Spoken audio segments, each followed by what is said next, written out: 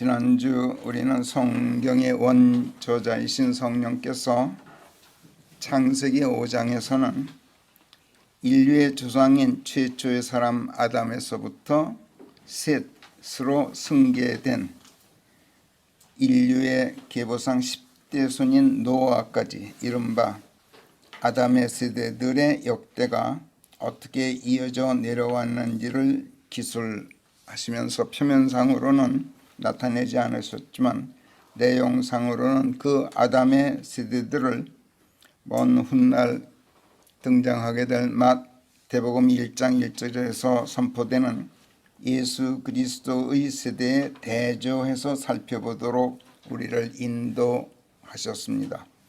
그런 가운데 예수 그리스도의 세대가 그리스도 안에서 하나님의 의의 길을 걷는 사람들, 영원한 생명과 하나님의 영광을 향해서 걸어가는 사람들의 세대인데 반해서 아담의 세대들은 아무리 몇백 년씩 오래 살아도 세상 길을 걷다가 결국에는 죽어서 영원한 멸망으로 들어갈 수밖에 없게 되어 있는 사람들의 세대라는 것을 가르쳐 주셨습니다.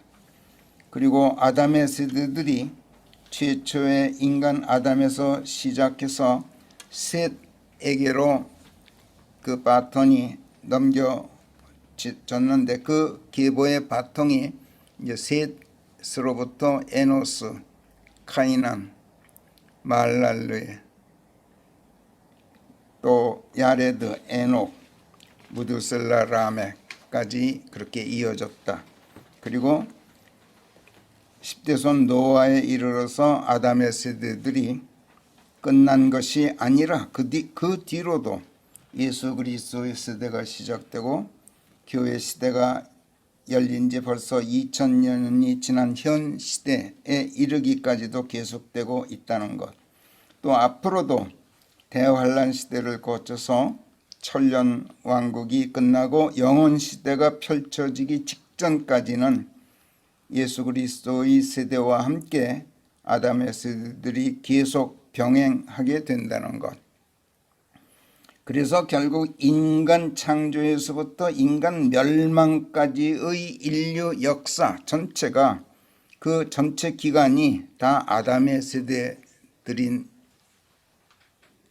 가운데 예수 그리스도 안으로 침례되어 들어가서 그분의 믿음 안에서 예수님과 하나의 살을 이루고 새 사람으로 거듭난 우리 그리스도인들이 등장한 이후부터 현 인류의 멸망 때까지 이 그리스도의 세대가 아담의 세대들과 동시적으로 병행하게 되어 있다. 이것을 지난주에 조명해 주셨습니다.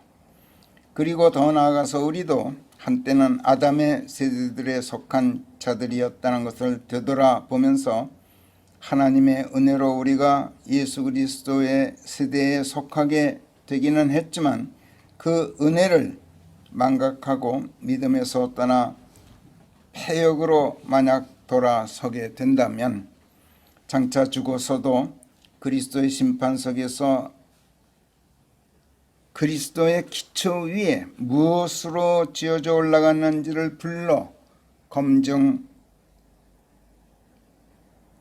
때 다 불에 타버려서 남는 것이 없게 되기 때문에 구원만은 받게 되겠지만 그 구원이라는 것이 혼만의 구원일 뿐 몸의 구속까지 이루어진 구원이 아니어서 몸이 그리스도 안에서 잠자고 있더라도 예수께서 다시 오실 때 그 몸이 휴거되지 못해서 먼저 하늘에 올라가 있는 영과 혼이 영혼육 삼위가 일체를 이룬 완전체가 되지 못하는 그런 불완전한 구원이 된다는 것. 그래서 우리가 지금 아담의 세대들에서 벗어나 예수 그리스도의 세대에 속하게 되었다고 해서 우리의 구원이 완결된 것이 아니라는 것을 아주 진지하게 심각하게 숙고해 보도록 지난주에 성령께서 다시 한번 우리에게 조명해 주셨습니다.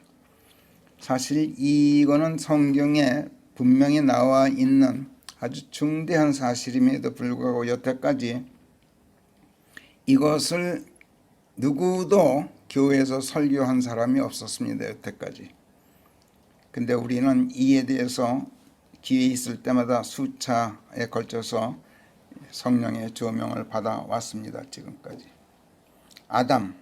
아담이라는 히브리어가 사람이라는 뜻의 보통 명사이지만 최초의 그 사람 이름으로 불리는 고유 명사일 경우에는 사람이 돼 땅에 속한 흙으로 된 사람이라는 뜻인 동시에 또 단단하다, 견실하다, 완강하다 이런 뜻이라고 우리가 지난주에 배웠습니다.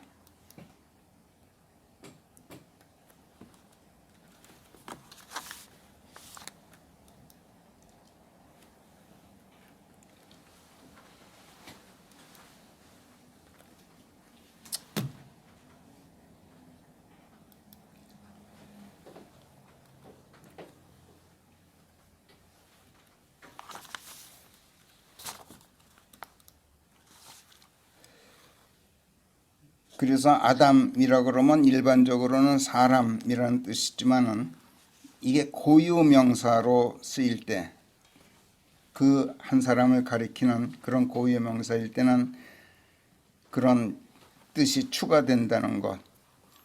사람이 본디에 땅의 흙으로 지어졌기 때문에 땅에 속한 흙으로 된 존재이기는 하였지만 하나님의 모습으로 창조되었기 때문에 만약 지어진 그대로 하나님의 모습을 계속 견지하였더라면 하나님처럼 여태까지 인간이 단단하고 견실하고 완강해서 부스러지고 뭉그러져 멸하여 없어지지 않는 가운데 영원 불사의 그 체질을 유지하였으련만 그러나 단단하고 견실하고 완강한 기질이 나쁜 쪽으로 발전해서 그 단단하고 견실함이 목이 곱고 빳빳하고 완악한 것으로 변질되고 말았고 그런 결과 죄짓고 에덴에서 쫓겨나서 하나님의 모습을 상실하고 영원 불사의 체질을 상실함으로써 병들고 부서지고 뭉그러지다가 결국에는 죽을 수밖에 없도록 운명지어진 아주 불행한 존재로 전락했다. 이렇게 지난주에 우리가 배웠습니다. 이런 존재로서의 사람은 더 이상 아담이라고 불리지 않는다는 것. 성경에서 이런 사람은 히브리어로 에노스라고 불린다고 우리가 확인을 했습니다. 아담이었던 인간이 에노스로 퇴행했다는 얘기가 됩니다. 이것이 창세기 5장 1절에서 선포된 아담의 세대들이라는 것을 우리가 배웠죠. 그래서 욥기 7장 서두에서 땅의 인간에게는 정해진 때가 있지 않습니까? 제가 허무한 몇 달을 소유하게 되어 있고 고달픈 밤들이 저에게 지정되어 있습니다. 제 육신은 흙덩어리인지라 구더기들로 뒤덮여 있습니다. 제 살갗은 썩어 문드러져 역겹게 되어 있습니다. 저의 날들은 배틀의 북보다도 더 빠른데 그마저도 소망 없이 소모되고 맙니다. 오, 저의 삶이 바람과 같음을 기억하소서. 구름이 소멸하여 사라져 없어지듯이 그가 그렇게 음부로 내려가고 나면 다시는 올라오지 못하는 것이옵니다. 이렇게 하나님께 하소연했는데 이때는 사람, 인간, 이것을 에노스라는 단어로 표기했다는 것. 아담이 아니라 히브리어로. 1절에서 땅의 인간에게는 이 말이 히브리어로는 땅의 아담에게는이 아니라 땅의 에노스에게는 이렇게 표기되어 있다는 걸 우리가 확인했습니다. 그런데 이 대목 끝에 가서 17절부터도 마찬가지로 사람이 무엇이라고 주께서는 확대경을 들이대고 사람을 들여다보십니까? 주께서는 이같이 주의 마음을 사람에게 향해 두고 계셔야 하는 것입니까? 그래서 주께서는 아침마다 그에게 찾아오셔서 시도 때도 없이 그가 어떠한지 알아보셔야 합니까? 이렇게 하나님께 말씀드리고 있는 그런 내용이기 때문에 여기서도 사람이 무엇이라고 라고 한 말은 히브리어로는 에노스가 무엇이라고 이렇게 말했다는 것. 흙으로 된 연약하기 짝없는 조금만 건드려도 뭉그러지고 부서져 죽을 수밖에 없는 참으로 별 볼 일 없는 그런 미천한 존재인데 그런 인간이 무엇이라고 하나님께서 아침마다 찾아오셔서 안부를 확인하시는 겁니까? 이런 말씀인데 하나님 편에서는 인간이 그런 허약한 존재이기 때문에 내가 한시도 마음 놓지 못해서 노심초사하고 있는 것이다 라는 것을 묘사한 말씀이라고 우리가 배웠습니다.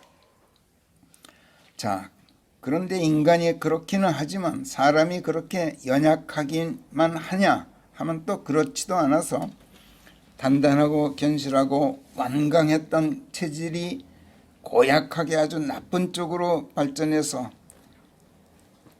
그 기질이 목이 곧은 고집스러운 그런 나쁜 쪽으로 변질되고 완강했던 기질이 고집불통인 완악한 성질로 퇴행해서 더 이상 유순하지도 않고 온유하지도 않은 그야말로 참 말 안 듣는 불충하고 도발적이고 반역적으로 변했기 때문에 하나님께서는 또 인간에게서 이렇기 때문에 또 한시도 눈을 떼지 못하고 늘 경계하시고 단속하고 감시하셔야 할 뿐만 아니라 그것을 바로잡아 주시려고 그래서 유순하고 순종적인 것으로 다시 돌아설 때까지 매우 아프게 후려치신다고 했습니다. 욥이 이것을 또 견디기 어려워한 가운데 너무 고통스러워서 욥기 7장 19절부터는 이렇게 말씀드렸습니다. 주께서는 언제까지 제게서 떠나지 않고 제가 침을 삼키는 동안도 저를 혼자 두지 않으려 하십니까? 제가 죄를 지었나이다. 오 사람들을 옴짝달싹도 못하게 하시는 주여, 제가 주께 어찌하여야 하겠나이까? 어찌하여 주께서는 저를 적대자처럼 관역으로 세워놓으시오 제가 저 자신에게 짐이 되게 하시나이까? 어찌하여 주께서는 저의 반역적인 불충을 용서하여 제 패역을 치워주지 않으시나이까? 제가 이제 흙 속에 잠들고 주께서 저를 찾아도 제가 잊지 않을 것이기에 드리는 말씀이옵니다. 이렇게 하나님께 호소하고 있는데 여기 20절의 사람들, 이 사람들은 하나님께서 단속하고 경계하고 후려치시는 대상으로서의 사람들이기 때문에 에노스가 아니라 아담으로 되어 있는 것을 우리가 또 지난주에 확인했습니다. 결국 아담의 세대들 하면은 이건 하나님처럼 영원 불멸한 존재로 지어지고도 나쁜 쪽으로 변질되어서 몇백 년 살아봤자 결국에는 죽어야만 하는 불행한 운명으로 바뀐 사람들, 죽어서도 멸망 안으로 들어갈 수밖에 없게 된 그런 비참한 자들의 세대들을 말한다 하는 것을 성령께서 조명해 주셨어요. 이로써 여기에 대조되는 예수 그리스도의 세대, 죽어도 부활의 소망이 있고 영원한 삶의 소망이 있고 영원 불멸하신 하나님의 영광에 이르는 소망이 있는 세대, 이 소망 안에서 하나님의 보좌를 향해서 생명길을 걸어가고 있는 사람들의 세대, 병들어 허약하고 고통이 불편하고 피로하고 노쇠할지라도 생명의 재건이 약속되어 있는 사람들의 세대가 되었다는 것이 얼마나 다행스럽고 얼마나 감사한 일인지 모른다는 것을 우리로 새삼 깨닫게 하셨습니다. 그리고 더 나아가 그렇기 때문에 그 소망을 기필코 성취하기 위해서 그리스도의 기초 위에 금이나 은이나 보석으로 지어져 올라감으로써 장차 하늘에서 영혼육 삼위가 일체를 이룬 완전체로서 구원이 완성되도록 힘써야 할 것을 우리로 하여금 다짐하도록 이렇게 성령께서 역설하셨습니다. 아담에서부터 노아에 이르기까지 단순히 역대만 기술하신 게 아니란 걸 우리가 창세기 5장에서 배웠던 겁니다. 표면상으로는 매우 건조한 그런 문체로 지루하고도 따분하고 별 의미 없이 역대만 기술하시는 것처럼 이렇게 되어 있어요. 그렇기 때문에 사람들이 지금까지 창세기 5장을 진지하게 읽고 묵상한 사람이 별로 없고 설교자들도 창세기 5장을 가지고 설교한 사람이 없었지만 성령께서는 우리에게는 이토록 놀라운 조명을 창세기 5장에서 해 주셨던 것을 우리가 감사하게 생각했습니다. 이런 조명 받은 것은 아마 모르면 모르되 우리가 처음일 거예요. 창세기 5장에서. 그리고 마지막 32절에서 창세기 5장 마지막 32절에서 그리고 노아의 날이 500살이 되었더라. 그리고 노아가 셈과 함 그리고 야펫을 낳았더라.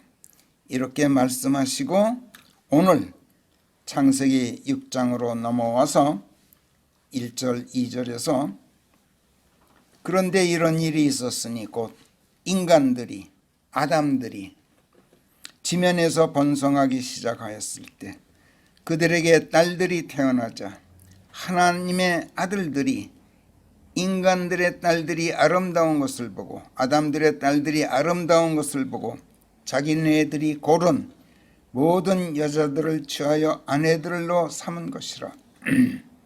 3절 그러자 주께서 말씀하시기를 그 또한 육인즉 이 이유만으로도 내 영이 인간과 언제나 옥신각신하고 있을 수는 없도다.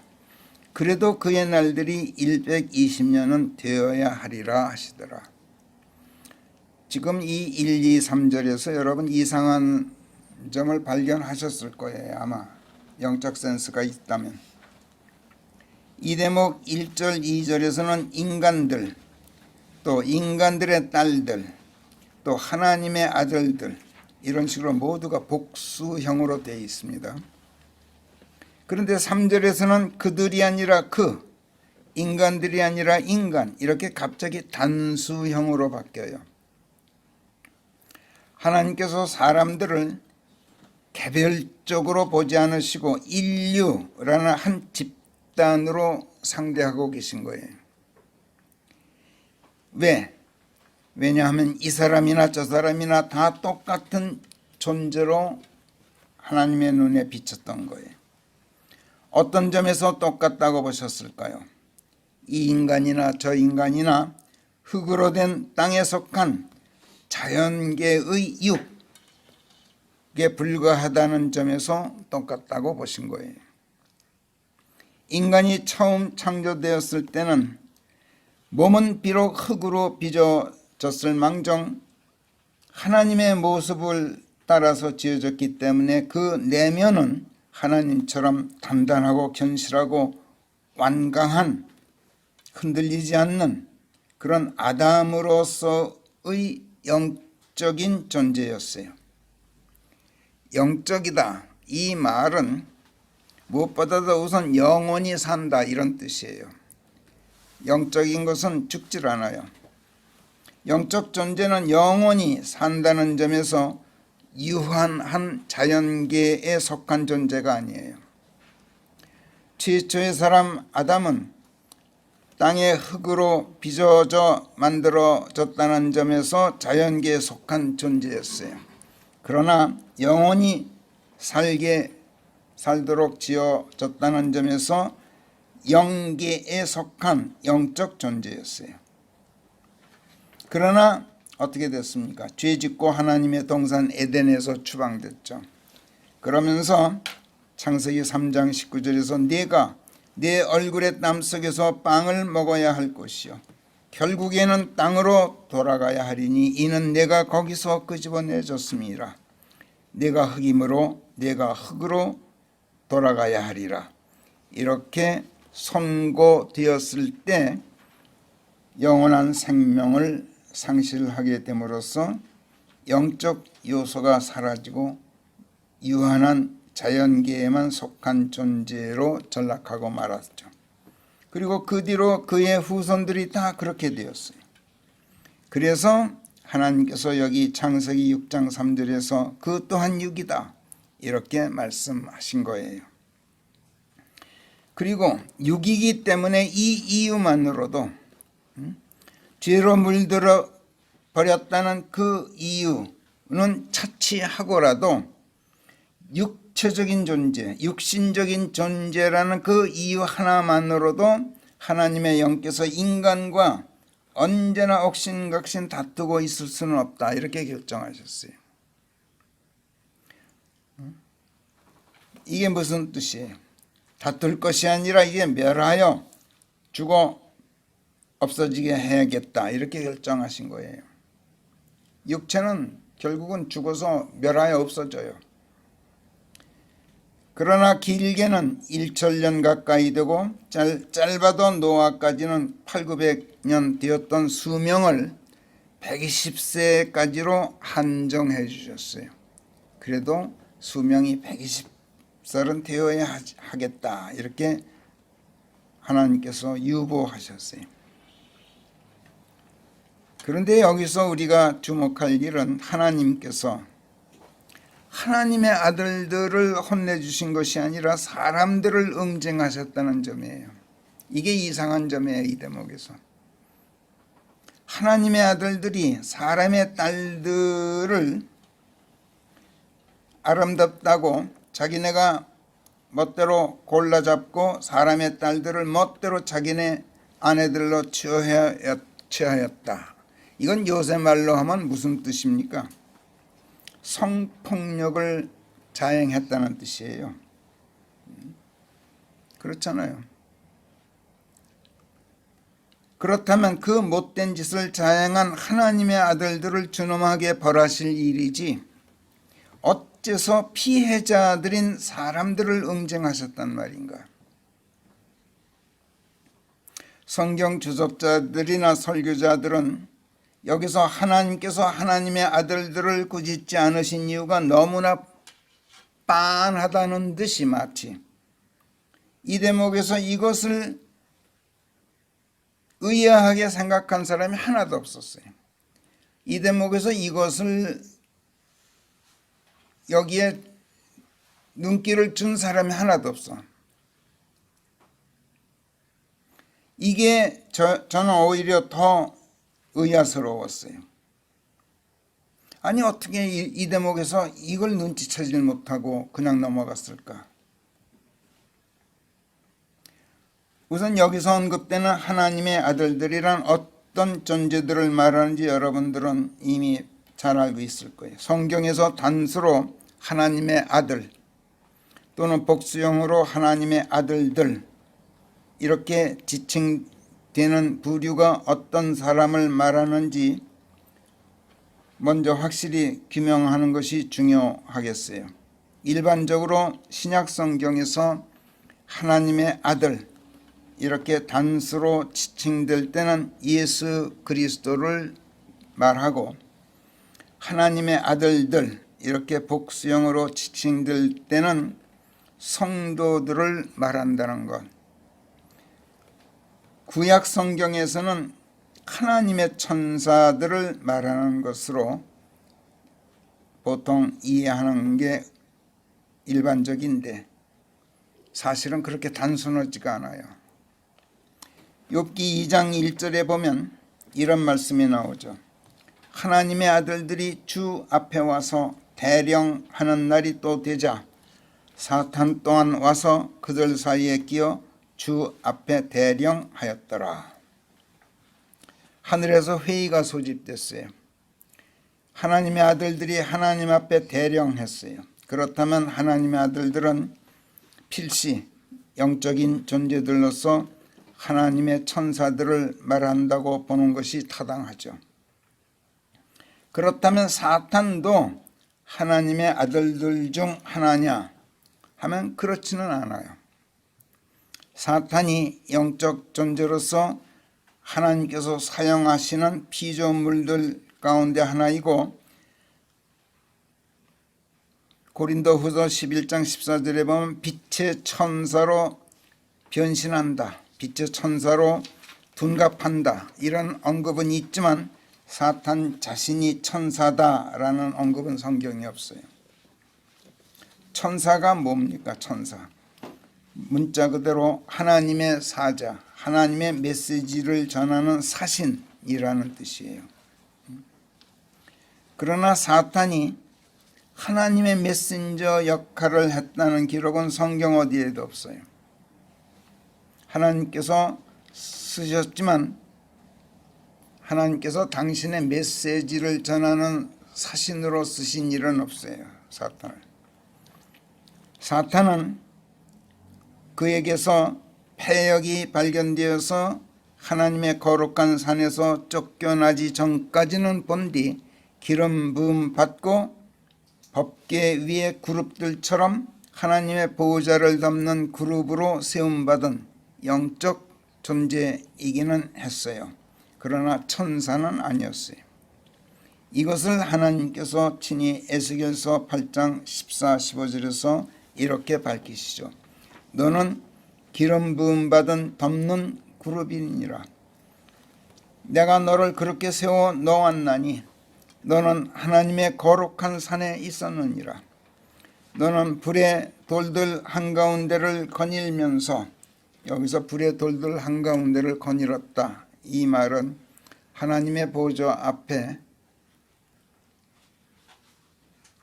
불의 돌들이 깔려 있는 것으로 되어 있어요. 그 하나님의 보좌 앞을 거닐면서 오르락내리락 하였느니라. 너는 네가 창조된 날부터 네 길들에서 완전하였나니 네 안에서 패역이 발견될 때까지는 그러하였느니라. 이렇게 하나님께서 말씀하셨어요. 그렇지만 하늘에서 개최되는 회의 때 천사들이 하나님 앞에 대령할 때에는 사탄도 천사들에 끼어서 그 회의에 참석할 수 있었던 모양이에요. 이때 하나님께서 그에게 물으셔요. 내가 어디서 오는 길이냐? 사탄이 대답해요. 땅에서 여기저기 왔다 갔다 하면서 거기서 오르락내리락 돌아다니다 왔습니다. 자, 보세요. 하나님의 보호자를 덮고 있어야 할 그룹이 자리를 지키지 않고 땅으로 내려가 여기저기 돌아다니다 왔습니다. 그야말로 자기 처소를 제멋대로 떠난 천사들처럼 근무이탈죄를 범한 존재였어요. 그런데 하나님께서는 여기서도 사탄에게 그 죄를 묻질 않으시고 3절에 보면 내 종 욥을 네가 보고 완전하고 똑바른 사람이요 하나님을 두려워하고 악을 멀리하는 자로 땅에 그와 같은 자가 아무도 없다는 것을 깊이 생각해 보았느냐? 내가 그를 해코지 하려고 나를 움직여 까닭없이 그를 멸하고자 하였을지라도 그는 여전히 자신의 온전함을 꿋꿋이 지키고 있느니라. 이렇게 말씀하셨어요. 이 말씀으로 하나님께서 사탄을 에둘러서 간접적으로 꾸짖으신 거예요. 너 욥을 봤지? 네가 욥 해코지 하려고 그렇게 했어도 조금도 굽히지 않고 온전함을 꿋꿋이 유지하고 있는 거 너 봤지? 그런데 너는 어떠냐? 말하자면 이런 식으로 간접적으로 꾸짖으신 거예요. 사탄이 아주 영리한 존재인데도 이걸 눈치채질 못했어요. 그리고 뭐라 그랬어요? 살갗에는 살갗이라 하였습니다. 사람이란 제 목숨을 위해서라면 그가 가진 모든 것을 내놓게 되어 있습니다. 지금 당장 주의 손을 뻗으시어 그의 뼈와 그의 살을 건드리기만 해보소서. 그러면 단연코 그가 주의 면전에 대고 욕을 퍼부을 것입니다. 이렇게 됐고요. 살갗에는 살갗이라 하였습니다. 이에는 이요 눈에는 눈이라 하였죠. 살갗, 체면에는 체면이라고 했습니다. 지금 당장 주의 손을 뻗으셔서 그의 체면을 한번 구겨보십시오. 그러면 체면불구하고 그가 주의 면전에 대고 욕을 퍼붓고 대들 겁니다. 이런 뜻이에요. 살갗에는 skin for skin이란 그런 뜻이에요. 이렇게 해서 하나님께서 사탄을 장차 준엄하게 벌하실 빌미를 또 하나 사탄 자신이 스스로 쌓도록 해놓으신 거야. 이런 점에서 사탄이 제 아무리 영리하다 해도 하나님의 지혜를 따르지 못한다는 것을 우리가 알 수 있는데, 아무튼 사탄은 천사도 아니고 따라서 하나님의 아들들 중 하나도 아니에요. 그렇다면 여기 창세기 6장에 등장하는 하나님의 아들들은 어떤 천사들일까? 또 사람의 딸들에게 성폭력을 자행한 그들을 응징하지 않고 도리어 사람들을 벌하셔서 인간의 수명을 급격히 단축시키셨을까? 의로우신 그야말로 공의의 하나님이신데 그런 하나님께서 그런 천사들을 응징하지 않고 내버려 두실 리가 없지 않겠어요? 그런데 여러분, 그건 어디까지나 하나님과 천사들 사이의 문제예요. 사람이 관여할 일이 아니란 말이야.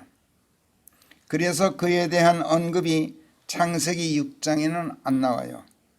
성경은 기본적으로 하나님과 사람들, 하나님과 그분의 백성 사이의 이야기를 다뤄요. 하나님과 우리들, 하나님과 나 사이의 이야기란 말이에요. 하나님과 사탄 사이의 이야기나 하나님과 천사들 사이의 이야기는 내게 무엇인가 경고할 필요가 있을 때, 무엇인가 깨닫게 하실 필요가 있을 때만 언급하셔요. 성경 중에서 여러분 외경이 있고 무슨 이런 정경으로 포함되지 않은 그런 역본들이, 필사본들이 있는 거 잘 아실 거예요. 위경이 있고 외경이 있고. 그게 왜 정경이 되지 못했느냐 하면 사람 이야기를 하질 않아요. 내 이야기가 없어요. 그 외경이나 위경을 보면은 하나님과 영적인 존재들 사이의 이야기예요. 에녹서도 그래요. 사실은 외경 중에서 에녹서가 참 흥미로운 그 필사본인데 제가 읽어봤더니 참 재미있는 이야기들이 많이 나와요. 그런데 90%는 하나님과 영적인 존재들 사이의 이야기예요. 그러니까 정경이 되지 못했던 거예요. 창세기 6장에서 사람의 딸들을 제멋대로 골라 자기네 아내들로 취한 폐륜 행위를 한 천사들로 추정되는 그 천사들에 대한 언급이 유다서에 나와요. 그리고 베드로후서 2장에 또 나와요. 그러나 유다서에서도 그렇고 베드로후서에서도 우리에게 내게 경각심을 불러일으키기 위해서 그 타락한 천사들 이야기를 성령께서 꺼내시지 그냥 하나님과 그들 사이에 있었던 이야기를 서술하는 게 아니란 말이야. 유다서 3절부터 몇 구절 발주해서 해설을 곁들여서 제가 한번 읽어보겠어요. 읽다 보면 여러분이 창세기 6장에서 왜 하나님께서 사람들을 응징하셨는지 그 이유까지 명료하게 밝혀져요.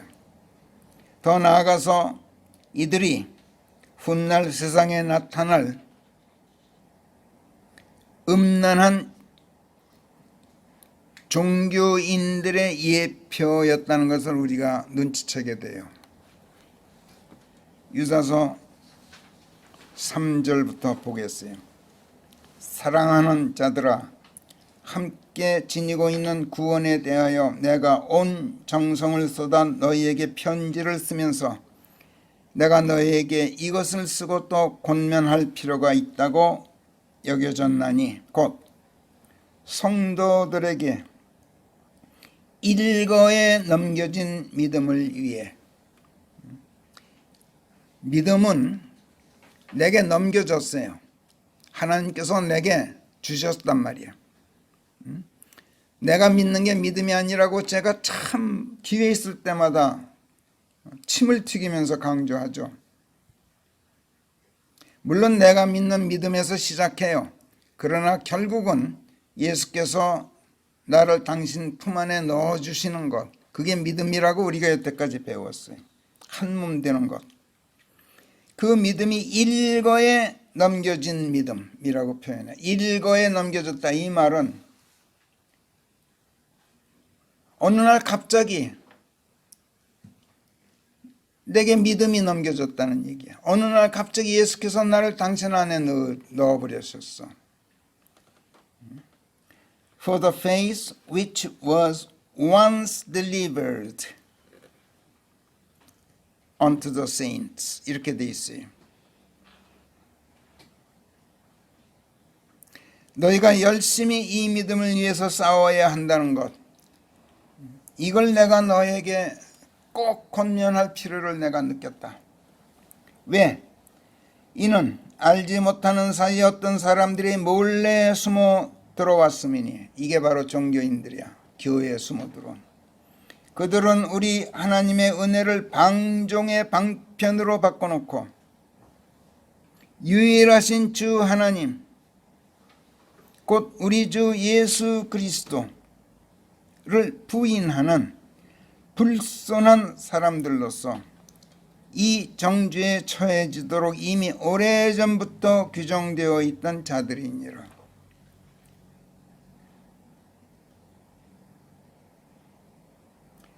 그러므로 너희가 일찍이 알고 있던 일이지만 내가 너희에게 기억을 되살려주고 싶은 것은 그 백성을 이집트 땅에서 구원해내신 주께서 뒤에 가서는 믿지 않는다고 그들을 멸하시게 되었다는 것이라. 이스라엘 백성은 하나님의 백성이야. 이집트에서 꺼내내신 백성이야. 그런데 그런 백성인데도, 당신의 백성인데도 훗날 믿지 않는다고, 믿고 당신을 의탁하지 않고 딴짓한다고 그들을 멸하시게 되었다. 그 다음에 6절에서 이제 하나님의 아들들이 천사라는 그 암시를 하게 하는 말씀이 나와요. 그분께서는 또 자신들의 처음 위치를 지키지 않고 자기네들의 처소를 떠난 천사들을 영원한 사슬에 채워 큰 날의 심판 때까지 흑암 아래에 가두어 두셨느니라. 그러니까 하나님께서 내가 하나님의 자녀냐? 그렇다고 마음 놓지 마라. 너도 얼마든지 하나님께서 잘못하면 멸하실 수가 있어. 이거를 이에 대한 경각심을 갖게 하시기 위해서 성령께서 지금 이 타락한 천사들 이야기를 여기서 하신단 말이에요. 7절 자신들의 몸을 음행에 내주어 상이한 육체를 쫓아다녔던 소돔과 고모라 그리고 똑같은 짓을 했던 그 주변의 성읍들처럼 영원한 불의 보복을 당하게 되는 하나의 본보기로 제시되고 있는 것이라. 여기 7절에서 자신들의 몸을 음행에 내준 것, 이거는 하나님의 아들들 얘기가 아니에요. 하나님의 아들들이 사람의 딸들이 예쁜 것을 보고 제멋대로 골라 잡아서 저희들 아내로 삼았지만, 그런 성폭력을 행했지만, 문제는 그런 천사들에게 꼬리를 흔든 건 사람이었다는 뜻이야. 자신들의 몸을 음행에 내주어 버린 게 인간이야. 상이한 육체, 사람의 육체가 아니야. 천사들의 육체는 육체를 가졌어도 생식 능력도 있고 다 있어. 그렇지만 사람의 육체가 아니야. 상이한 육체야. 천사들의 육체는 영적인 존재이기 때문에 영원히 사는 육체란 말이야. 거기에 홀딱 반한 거야. 인간들이, 여자들이, 그리고 딸들을 가진 부모들이. 그래서 자신들의 몸을 그 천사들에게 음행에 내주어서 상이한 육체를 쫓아다녔단 말이야.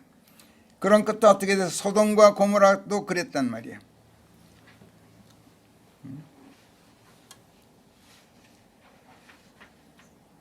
이런 자들처럼 영원한 불의 보복을 당하게 되는 하나의 본보기로 제시되었다. 이들 더러운 몽상가들도 이런 자들을 몽상가들이라고 불러요.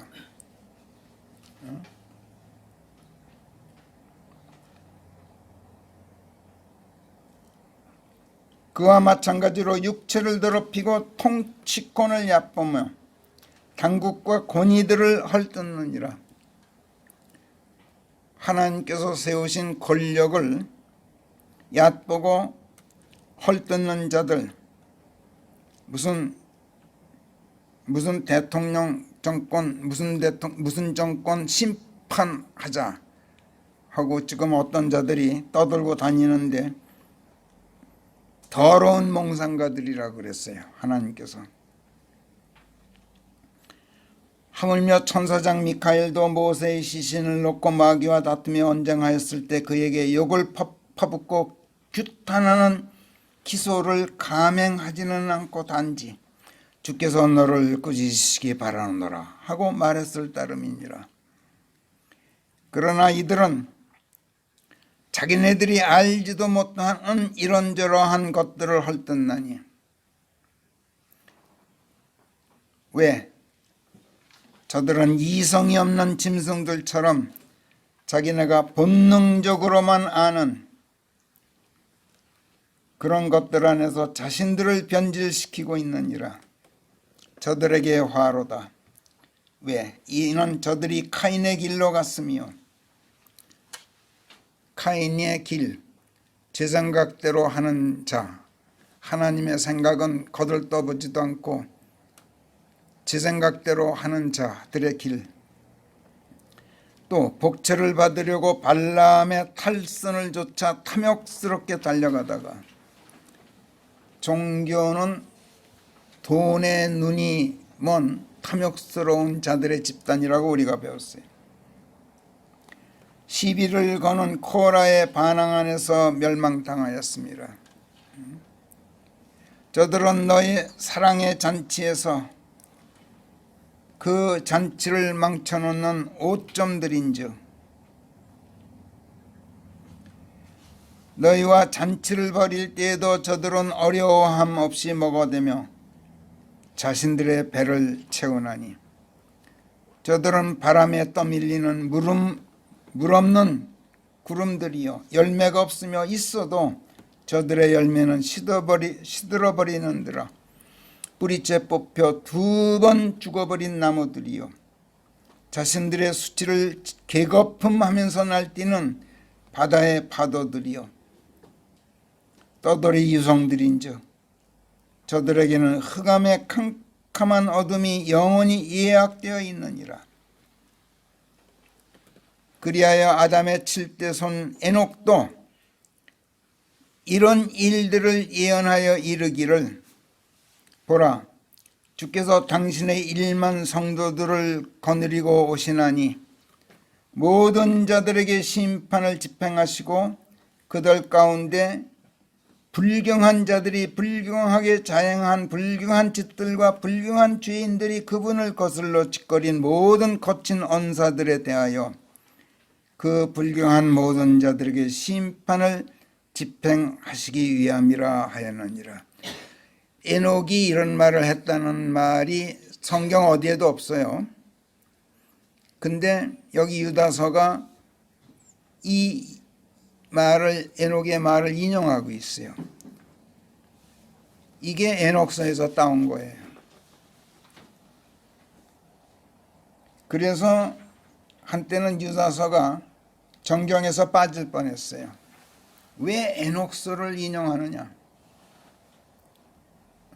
위경은 아니지만 외경인데 하나님과 천사들 사이의 이야기를 쓴 책인데 왜 그걸 인용하느냐? 그런데 가만히 보니까 하나님과 천사들 사이의 이야기만이 아니라 이야기이긴 하지만 내게 어떤 경각심을 주기 위해서 인간에게 우리들에게 어떤 경각심을 주기 위해서 인용한 말이기 때문에 간신히 유다서가 성경 맨 끝에 요한계시록 바로 앞에 정경으로 결정되었던 거예요. 성경 역사를 보면 그렇게 돼 있어요. 이들은 저희 정욕대로 행하면서 투덜대는 자들이요. 그런데 사람으로 지금 넘어와요. 정욕대로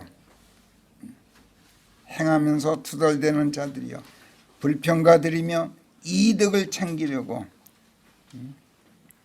사람들의 얼굴들을 경탄의 대상으로 삼아 그들의 입이 크게 부풀린 말들을 짓거리느니라. 그러나 사랑하는 자들아 너희만은 지난날 우리 예수 그리스도의 사도들이 전해주었던 말씀들을 기억할지니 마지막 날들에 따라하는 자들이 있어 그들이 저희 자신들의 불경한 정욕들을 조차 행하게 되리라고 그 사도들이 너희에게 일러주었느니라. 종교인들이 망치게 될 걸 너희에게 일러주었다. 성령을 지니지 못한 채 관능적이어서 육신적이어서 스스로 따로 노는 자들이 있다면 바로 이들이니라. 그러나 너희들 사랑하는 자들아 너희만은 성령 안에서 기도하며 지극히 거룩한 너희 믿음 위에 너희 몸을 지어 올라가는 가운데 여기서 또 몸을 지어 올라간다는 말이 나와요. 그리스도의 심판석에서 불로 검증될 때 그리스도의 기초 위에 쌓아 올린 것이 금이나 은이나 보석으로 지어 올라갔기 때문에 불에 타지 않고 남는 구원, 그렇게 되도록 너희 몸을 지어 올라가는 가운데 하나님의 사랑 안에서 너희 몸을 지킬지니 영원한 생명에 이르기까지 주 예수 그리스도의 자비를 고대하는 가운데 그리하라.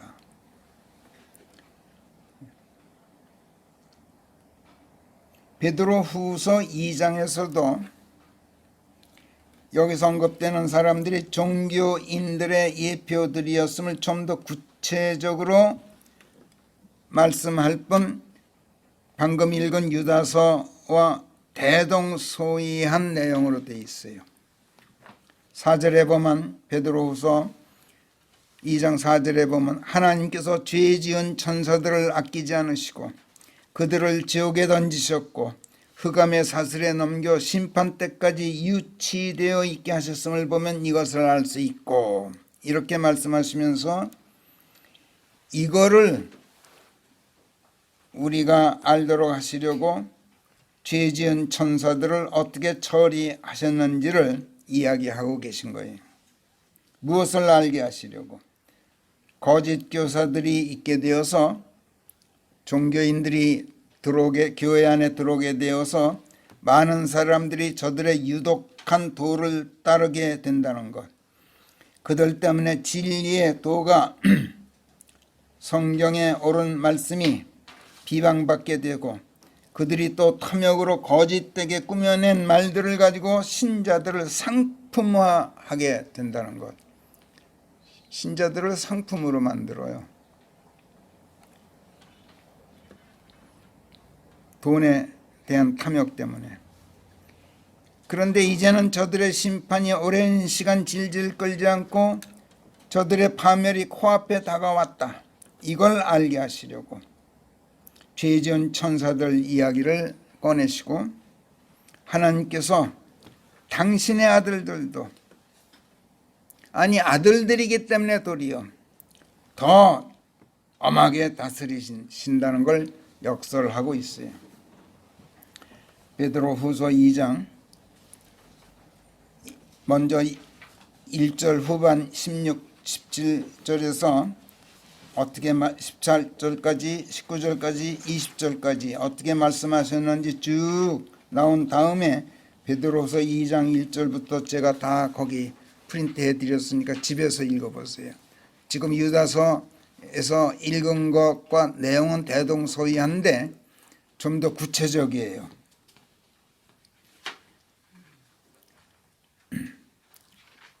성경에서 단수로 하나님의 아들 또는 복수로 하나님의 아들들이라고 할 때 예수 그리스도나 천사들이나 성도들만을 가리킬 만큼 그렇게 단순하지 않다고 앞에서 말씀드렸어요. 마태복음 1장에서 선포되는 예수 그리스도의 세대가 누가복음에서는 3장에서 예수 그리스도까지의 계보가 예수 그리스도로부터 아담으로까지 역순으로 언급되고 있어요. 그래 23절부터 보면은 21절부터 보면 온 백성이 침례되던 당시에 이런 일이 있었으니 곧 예수께서도 침례되시고 기도하시자 하늘이 열리는 것이었고 성령께서 비둘기처럼 실체로 그분 위에 내려오시는 것이었으며, 실제로 내려오셨어요. 비둘기처럼 눈에 보이게 내려오셨다는 얘기예요. 하늘로부터 한 음성이 임하여 말씀하시기를 너는 내 사랑하는 아들이라. 내가 네 안에서 더할 나위 없이 기쁘도다 하시는 것이었더라. 그런데 예수께서는 약 30세 나이에 접어들고 계셨으니 당시에 추정된 바로는 그렇단 말이에요. 헬리의 아들 요셉의 아들이셨고 헬리는 마탄의 아들이었으며 마탄은 레위의 아들이었고 레위는 멜키의 아들이었으며 멜키는 아나의 아들이었고 야나의 아들이었고 야나는 요셉의 아들이었으며, 이렇게 밑에서부터 위로 거슬러 올라가요. 계보가. 그런데 끝에 가서 38절에 보면은 카이나는 에노스의 아들이었으며 에노스는 셋의 아들이었고 셋은 아담의 아들이었으며 아담은 하나님의 아들이었더라. 아담도 하나님의 아들이었더라. 아담은 사람의 아들이 아니었어요. 사람이었지만 사람의 아들이 아니었죠. 사람이 낳은 게 아니잖아요. 심지어 예수께서도 헬리의 아들 요셉의 아들이셨고 라고 말씀해요. 그렇게 설명하시는데 아담에 대해서는 하나님의 아들이었다 이렇게 설명하셔요. 사실 예수께서도 신약 성경에 보면 당신 스스로가 당신 자신을 일컬어서 나는 하나님의 아들이다 라고 말씀하신 적이 한 번도 없어요. 그냥 나는 사람이 되어온 아들이다 이렇게 자신을 호칭하셨고, 우리들은 이걸 인자라고 번역 안 해요. The Son of Man을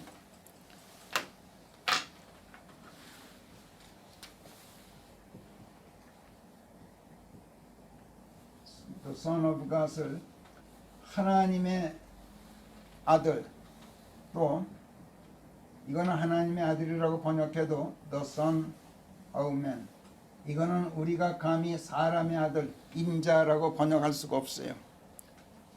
문법적으로는 사람의 아들 해도 돼요. 그러나 성경 내용상 예수께서는 절대로 사람의 아들이 아니었어요. 남자의 씨가 아니었어요. 예수님은 여자의 씨였어요. 요셉의 씨가 아니었단 말이야. 예수께서는 하나님 자신이었어요. 하나님이신데 스스로 아들이 되어서 사람이 되어서 아들로 오셨어요. 그래서 그게 예수님이에요. 성경이 말씀하는. 그렇기 때문에 우리는 성경 내용으로 번역하지 문법으로 번역하지 않는단 말이에요. 예수께서도 당신 자신이 사람이 되어온 아들 이렇게 호칭하셔서 하나님을 또 일컬어서는 뭐라 그랬어요? 내 아버지라고 늘 그러셨어요. 그러니까 간접적으로는 당신께서 하나님의 아들이심을 밝히셨지만 직접적으로는 내가 하나님의 아들이다 이렇게 말씀하신 것은 한 번도 없어요. 하나님께서는 당신께서 창조하신 사람을, 아담의 경우를 보면 당신께서 창조하신 사람을 내 아들이다 이렇게 부르셔요. 예수님은 하나님께서 창조하신 분이 아니야. 피조물이 아니야. 예수님은 하나님 자신이란 말이야. 그러나 누가복음 1장에서 마리아에게 나타난 가브리엘 천사가 마리아에게 누가복음 1장 35절에서 이렇게 예고해요. 성령께서 그대 위에 임하시리니 지존자의 권능이 그대를 감싸 안으리라. 그러므로 그대에게서 태어날 그 거룩한 아기가 또한 하나님의 아들이라 불리게 되는 것이라. 이렇게 예고했어요. 이 예고대로 예수께서 십자가에서 숨을 거두셨을 때 마태복음 27장 54절에 보면 실로 이분께서는 하나님의 아들이셨도다 하고 고백했죠. 누가? 유대인도 아닌 이방인 로마 병사 백부장의 입에서 이런 고백이 토로되었어요. 성부 하나님께서도 이는 내 사랑하는 아들이다 이렇게 선포하셨고, 심지어 사탄도 예수님을 시험하였을 때 그대가 과연 하나님의 아들이거든 이렇게 말함으로써 자기도 모르는 사이 은연중에 예수께서 하나님의 아들이신 것을 알고 있다는 것을 토로했어요. 시몬 베드로도 주께서는 그 그리스도시요 살아계신 하나님의 아들이십니다 이렇게 고백했죠. 바울도 극적으로 예수님을 만나 구원받고 거듭나는 즉시 곧바로 회당들에서 그리스도를 전파하며 그분께서 하나님의 아들이셨음을 역설하더라 이렇게 성령께서 사도행전 9장 20절에서 증언하셔요. 그런가 하면 하나님께서는 또 당신께서 당신의 것으로 택하신 사람이나 백성을 하나님의 아들이라고 부르셔요. 택하신 백성을,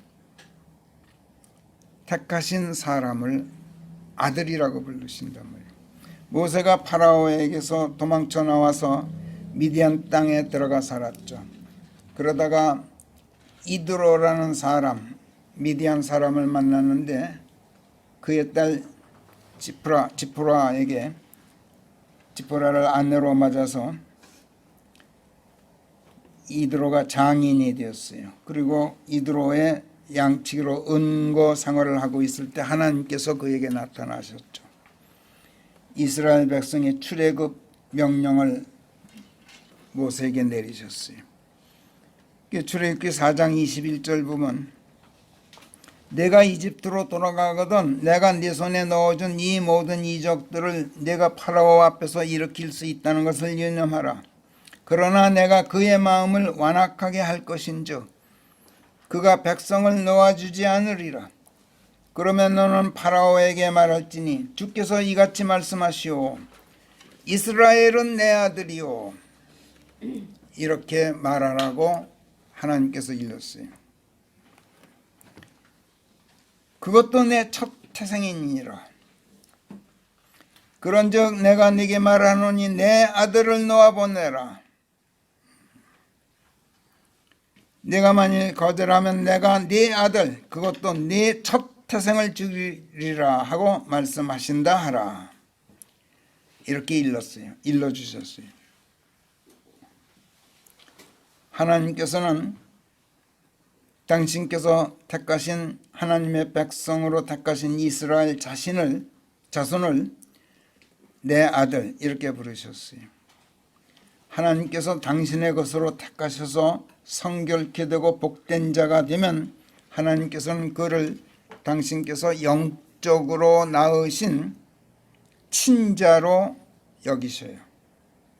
신약 성경에서 하나님의 부르심에 응해서 하나님께 택함 받은 바 된 우리들 그리스도인들을 하나님의 아들들이라고 지칭하는 것은 이런 맥락에서 그런 거예요.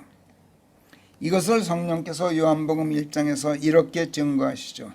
요한복음 1장 9절부터 13절까지 우리 한번 같이 읽어봐요. 1장 9절부터 시작. 그 빛은 세상으로 들어오는 한 사람 한 사람 모두에게 빛을 주는 참 빛이셨느니라. 그분에 의하여 세상이 만들어졌고 그분께서 세상에 계셨는데 세상이 그분을 알지 않았느니라.